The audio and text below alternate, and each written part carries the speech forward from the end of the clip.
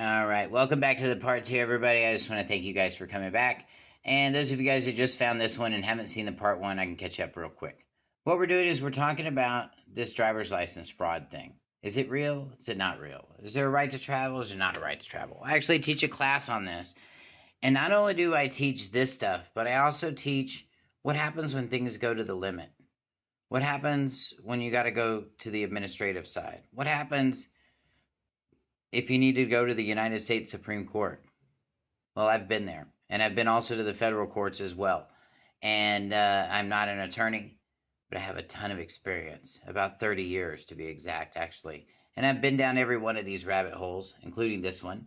I traveled the country for 2.5 years in my RV with DOT plates. I experienced it, perfected the process, and I can tell you this is just a lot of smoke.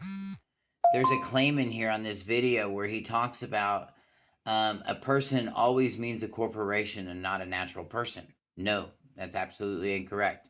In United States law, the term person is defined contextually and all over the place. In other words, you can look it up anywhere and can include both natural persons and legal entities because they're one and the same. It's kind of a general term, unfortunately.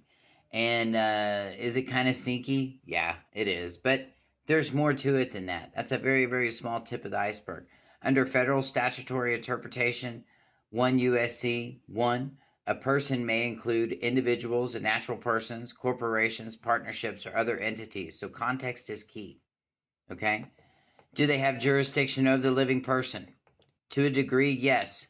And by contract, yes. But it's a very fine line.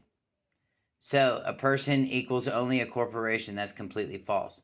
A person equals and actually means it's a broad legal term that can include humans. It can include entities, texts, corporations, all kinds of people. Now, there's another claim he makes in here too.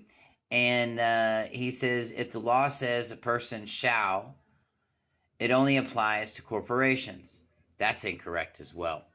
Actually, the word shall, when you start hearing the word shall, when you're looking up legal terms, that usually applies to individuals specifically. And I can just tell you that from personal experience. Courts routinely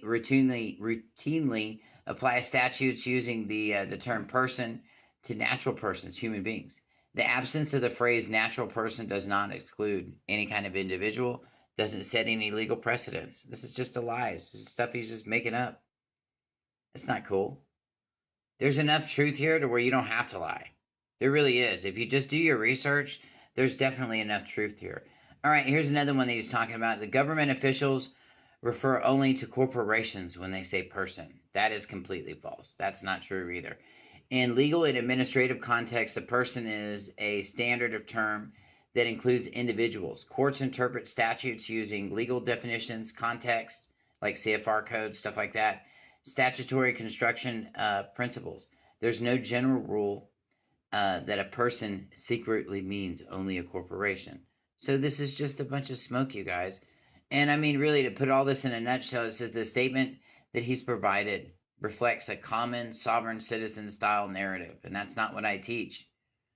Because I believe that there's two kinds of people that walk into this movement. There's the people that are really learning, that want to learn how to do this stuff. And then you got people, we won't mention any names, that just want to get away with stuff. And those are definitely two different people. And I'm interested in talking to the folks that are interested in learning. If you want to learn how to master this situation, master where you're at, my class just might do it. I've got the experience to prove it too. A driver's license is not a corporate registration instrument. Like I said, it has nothing to do with the living person. If you notice, it has nothing on there. A person in law is not limited to corporations. The excise tax of 1909 is not the origin of driver's licensing. That's just not true either.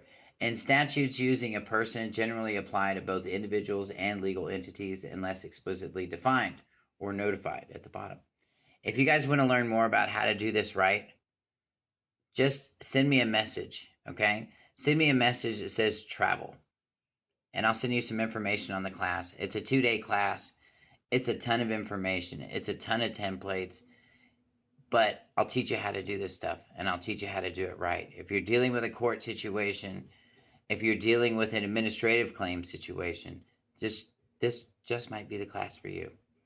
Actually, even if you're dealing with tickets, definitely should take this class, because at the very least, I promise you this, you'll never pay another ticket again. So be well, everybody. Be safe out there. And make sure you're doing your studying, okay? Check everybody's work, including mine. Be well, everyone.